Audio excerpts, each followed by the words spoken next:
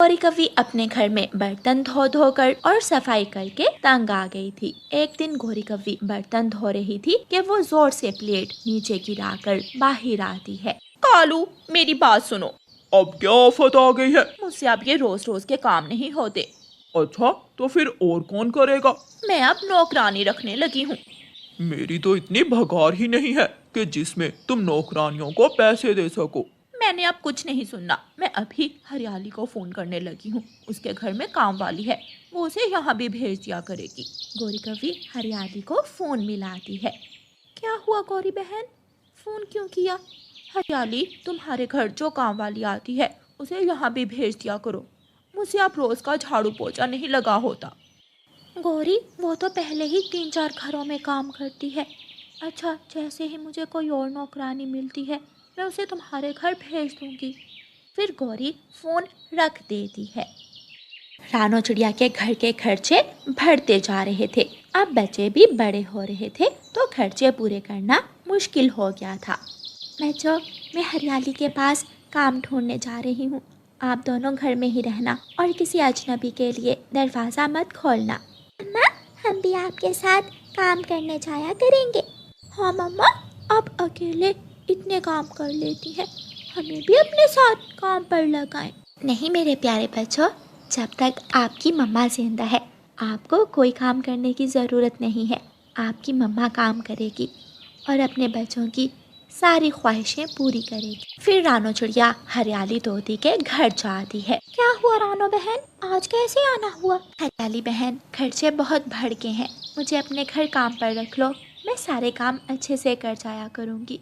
रानो, मेरे घर तो पहले ही काम वाली आती है। हाँ, गौरी कवि को एक नौकरानी की ज़रूरत है, तुम उसके पास जाकर पता कर लो। ठीक है हरियाली बहन। फिर रानो चिड़िया गौरी कवि के घर जाती है। गौरी, मुझे हरियाली तोती ने बताया कि तुम्हें नौकरानी की ज़रूरत है, मैं तुम्हारे सारे काम कर जाया करूँगी। चलो, ये तो अच्छा हुआ। छोटा सा मेरा घर है, काम तो सारे जल्दी हो जाया करेंगे। तुम्हारी तो शक्ल भी नौकरानियों की तरह है। ठीक काम पकड़ा है तुमने। आज कोई काम है तो मुझे बताएं, मैं कर जाती। अभी तो सारा काम पड़ा है, बर्तन धोने हैं, झाड़ू लगाना है, ये जो छत पर जाले लगे हैं उनको भी साफ करना है। चलो शुरू हो जाओ। रानो चिड़िया काम करना शुरू करती है। वह बर्तन धो रही थी कि गलती से एक प्लेट उसके हाथ से नीचे गिर जाती है। गौरी कवि वहाँ आ जाती है। अभी काम शुरू किया नहीं और मेरे घर का नुकसान करना शुरू कर दिया। सुन लो रानो, अगर एक भी प्लेट तोड़ दी तो पैसे तुम्हारी भगाड़ से काट लूंगी। रानो कुछ नहीं बोलती और चुपचाप सारे बर्तन धोती है। फिर रानो चिड़िया सारे घर को अच्छे से साफ करती है और छत पर से जाले उतारती है। गौरी, मैंने सारा काम कर दिया है। गौरी किसको कहा? मालकिन बोलो मुझे, वरना तुम्हारे पैसे काट लूंगी।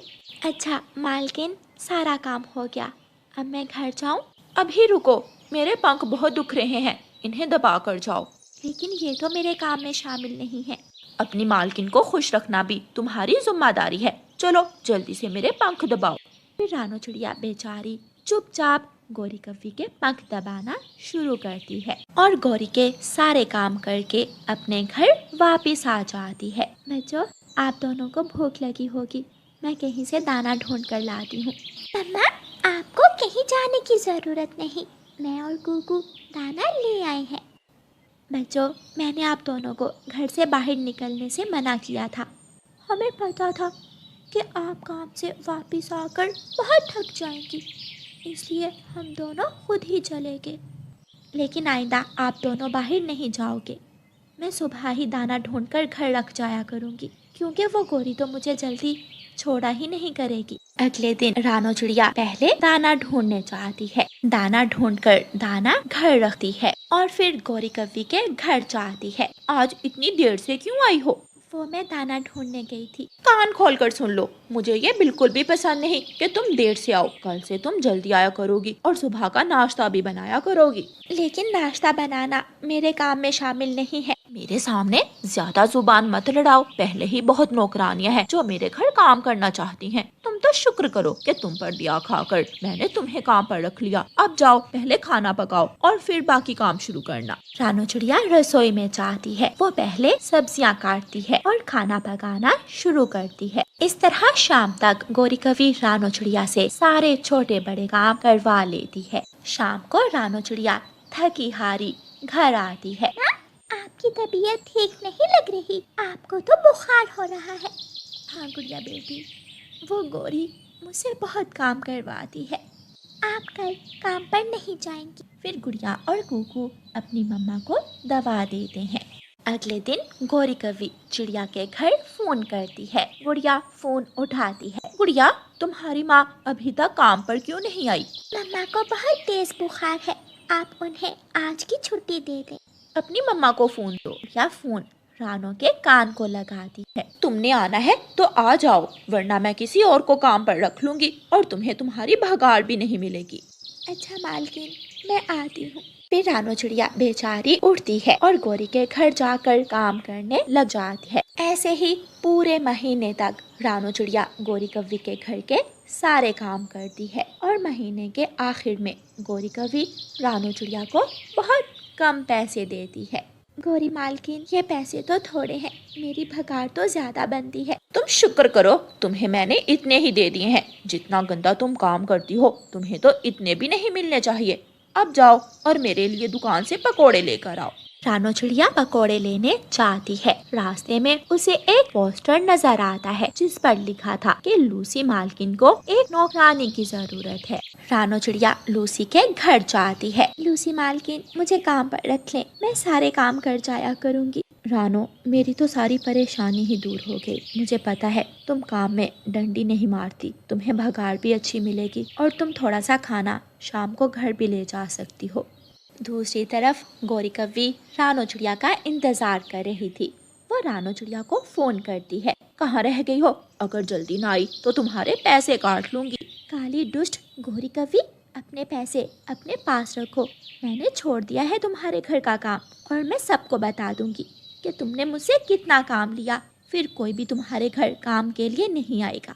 गौरी को तो पहले ही पता था कि अब उसके घर कोई काम को नहीं आने वाला। वो रोते रोते खुद ही बर्तन धोने लग जाती है और वहाँ लूसी रानू चिड़िया का ख्याल भी रखती और उसे महीने के आखिर में अच्छी भगाड़ भी देती थी। प्यारे दोस्तों, इस कहानी को लाइक, अपने दोस्तों के साथ शेयर और चैनल को सब्सक्राइब करना बिल्कुल मत भूलना। आपका धन्यवाद। मानो चिड़े को एक गरीब घराने की रानू चिड़िया पसंद आ जाती है और वो अपनी माँ से वहाँ शादी करवाने की जिद करता है। माँ, मैं शादी करूँगा तो वही करूँगा, वरना कहीं नहीं करूँगा। तुझे पढ़ा लिखा कर इसलिए बड़ा किया कि तू मेरे ही आगे जुबान चलाए। देख बेटा, हम कितने अमीर हैं। अगर किसी गरीब घराने की लड़की ले आए तो सब हमारा मजाक उड़ाएंगे। माँ, कोई कुछ नहीं कहेगा, बस आप कल वहाँ मेरा रिश्ता लेकर जाएं। फिर मानो चिड़े की माँ अपने बेटे की जिद से तंग आकर वहाँ चली जाती है और उनकी लड़की का हाथ मांगती है। एक दिन गौरी कवि की सास मानो चिड़े की माँ के पास आती है। अरे, ये मैं क्या सुन रही हूँ? बहन, तू किसी गरीब घराने की बहू को अपने घर ला रही है। हाँ, मैं ऐसी तो हूँ नहीं जो अमीर गरीब में फ़र्क करूँ। मैंने उनको कह दिया है कि दहेज की भी कोई ज़रूरत नहीं है। ऊपर वाले का शुक्र है कि सब कुछ हमारे घर में है, तो फिर ख्वामखा दूसरों पर बोझ क्यों डालें। अरे वाह, तेरी सोच तो बहुत अच्छी है। मुझे लगा था कि शायद तेरे बेटे ने जिद की होगी, लेकिन तुम तो खुशी से अपनी बहू को घर ला रही हो। हाँ, अब मैं ऐसी सास थोड़ी हूँ जो अपनी बहू से लड़ती रहे। मैं तो सुलझी हुई हूँ, मेरी और मेरी बहू की तो अच्छी जमेगी। गौरी की सास वहाँ थोड़ी सी और बातें करती है और फिर घर चली जाती है। आई बड़ी मेरे मुंह से बातें निकलवाने, तुझे क्या लगा मैं तुझे बताऊंगी कि बहू मेरी मर्जी की नहीं आई और तू जाकर पूरे जंगल में मुझे बदनाम कर दे। फिर थोड़े ही दिनों में मानो चिड़े की रानू चिड़िया से शादी हो जाती है। शादी के अगले दिन रानू चिड़िया की सास उसे कहती है, बहू अब मेरे बेटे पर डोरे डालकर तुम इस बड़े घर में आ ही गई हो तो कान खोल कर सुन लो कि इस घर में वही होता है जो मैं चाहती हूँ। जी सासू माँ, मैं वही कुछ करूँगी जो आप मुझे कहेंगी। मैं आपको शिकायत का मौका नहीं दूंगी। आज पहला दिन है तो जाओ रसोई में जाकर कुछ मीठा बना कर लाओ। रानो चिड़िया रसोई में जाती है। वो मीठी सेवइयां बनाने का सोचती है और सारी जरूरत की चीजें निकालकर सेवइयां बनाना शुरू करती है। थोड़ी ही देर में रानो चिड़िया सेवइयां बनाकर अपनी सासू माँ और मानो चिड़िया के सामने परोसती है। माँ जी, आपने भी आते ही मेरी पत्नी को काम पर लगा दिया। लो जी, एक मीठी चीज ही तो बनाने का कहा है। वैसे बहू, जरा बताओगी कि जो हमारे सामने रखा है ये क्या है? माँ जी, ये मैंने सेवइयां बनाई हैं। लो जी, अमीर घराने में आ गई हो, लेकिन सोच वही अभी गरीबों वाली ही है। तुम्हें चाहिए था कि कोई खीर बनाती, कोई रसमलाई बनाती, ये क्या उठा कर ले आई हो। देखो, अब इतने बड़े घर में आ गई हो तो अपने तौर तरीके भी बदलो। रानो चिड़िया चुपचाप वापस रसोई में चली जाती है और मानो चिड़ा अपने काम पर चला जाता है। रानो की सास रानो के पास आती है। बहू, मैं अपनी सहेली के पास जा रही हूँ, तुम शाम का खाना बना कर रखना। फिर रानो चिड़िया की सास घर से चली जाती है। जब रानो चिड़िया की सास शाम को घर आती है तो रानो चिड़िया उसके सामने खिचड़ी रख देती है। बहू, तुम्हारा दिमाग तो खराब नहीं हो गया? ये क्या गरीबों का खाना फिर से मेरे सामने रख दिया है? तुम आई हो गरीब घराने से उठकर, तुम्हें तो आदत होगी ऐसे खाने खाने की, लेकिन यहाँ हर रोज गोश्त वाली कोई ना कोई चीज पकती है। अब जाओ जल्दी से कुछ अच्छा बना कर लाओ। मेरा बेटा इतनी मेहनत करके घर आता है, तुम उसे ये खिलाओगी? रानो चिड़िया चुपचाप उठती है और रसोई में जाकर कढ़ाई पर गोश्त चढ़ा देती है। एक दिन घर में काम वाली नहीं आती तो रानो चिड़िया खुद ही बर्तन धोना शुरू कर देती है। बर्तन धोते धोते एक प्लेट रानो के हाथ से गिर जाती है और टूट जाती है। रानो की सास तुरंत वहाँ आ जाती है। बहू, इतनी महंगी प्लेट तोड़ दी तूने। माफ करना सासू माँ, गलती से गिर गई। एक तो तुमसे दहेज नहीं लिया और ऊपर से तुम मेरे ही घर में नुकसान पर नुकसान कर रही हो। मेरे बेटे को भी पता नहीं तुम में ऐसा क्या दिखाई दिया कि किसी और से शादी पर माना ही नहीं, और ये नुकरानियों के जैसे कपड़े पहने हुए हैं। तुझे इतने महंगे महंगे कपड़े दिलवाए हैं, जा उनमें से जाकर कोई साड़ी पहन। ऐसे ही दिन गुजरते रहे और रानो चिड़िया की सास हर रोज रानो को गरीबी का ताना देती रही, लेकिन रानो एक भी बात अपने पति को नहीं बताती। एक दिन मानो चिड़ा शाम से पहले ही घर आ जाता है। वो बहुत रो रहा था। मानो बेटे, तू इतना रो क्यों रहा है? क्या हुआ है तुझे? माँ, हम लुट गए, बर्बाद हो गए। हाय, ये तू कैसी बातें कर रहा है? क्या हुआ है बेटा? माँ, जिस कंपनी का मैं मालिक था वहाँ रात को बहुत बड़ी चोरी हो गई। चोर सारा पैसा चुरा कर ले गए। अब हमारे पास कुछ नहीं बचा, हम गरीब हो गए। हाय, अब हमारा गुजारा कैसे होगा? अब हमारा मजाक उड़ाएंगे। सासू माँ भी फूट फूट कर रोने लग जाती है। माँ जी, संभालिए खुद को, और मानो जी आप चिंता ना करें, बहुत जल्द आपको एक नई जॉब मिल जाएगी। माँ जी, अब घर में कोई भी महंगी चीज़ मत लाइएगा, मेरे पास तो पैसे ही नहीं हैं। और रानो, तुम भी कुछ ऐसा ही पकाया करना जो महंगा ना हो।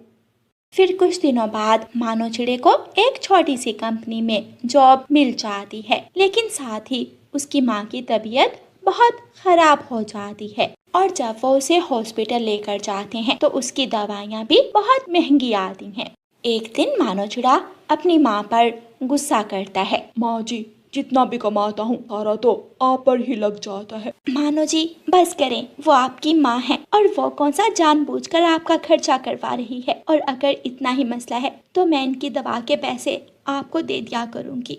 तुम कहाँ से पैसे दोगी? मुझे सिलाई करना आती है, मैं सिलाई करके पैसे कमा लिया करूँगी। सासू माँ अपनी बहू की सारी बातें सुनती है। वो अंदर ही अंदर बहुत शर्मिंदा होती है। जब मानो चिड़ा वहाँ से चला जाता है तो सास रानो चिड़िया के पास आती है। रानो बेटी, मुझे माफ कर दो। हमेशा तुम्हें गरीबी का ताना दिया, लेकिन आज तुम ही हो जो मुझे संभाल रही हो। आप मेरी माँ की तरह हैं और माँ की बात का बुरा नहीं मनाते।